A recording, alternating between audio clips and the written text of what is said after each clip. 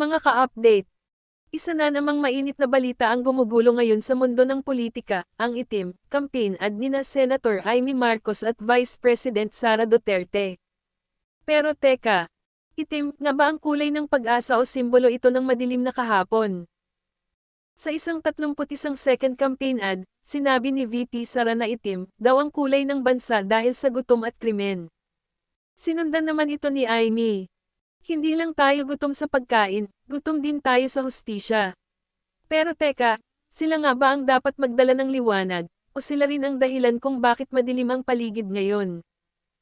Ayon sa grupong bayan, ang kampanya raw na ito ay isang paalala ng madilim na yugto noong panahon ng mga ama nila, Ferdinand Marcos Sr.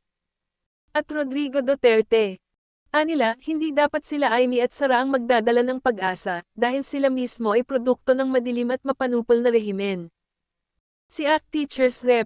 Franz Castro, may banat din. Nakakatawa.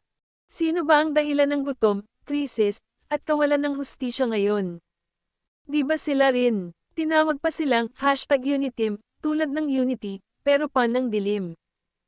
Dagdag pa ng Kabataan Party List, ang tambalang ito ay hindi tungkol sa serbisyo, kundi sa ambisyon at paghihiganti. Pero hindi rin pinalampas ng Malacanang ang isyong ito.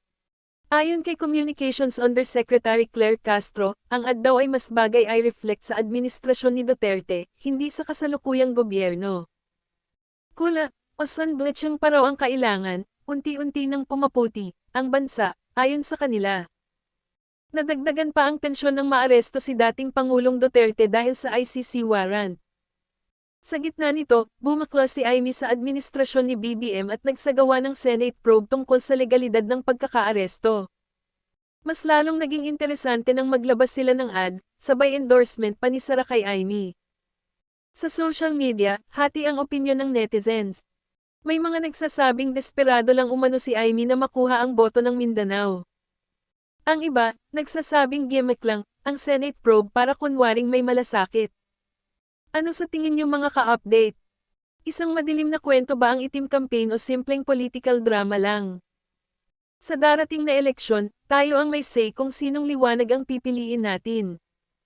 Kaya maging mapanuri, huwag magpaloko sa kulay, lalo na kung itim ang pinagmulan. I-like, i-share, at huwag kalimutang mag-subscribe para sa mas marami pang balitang hindi mo dapat palampasin.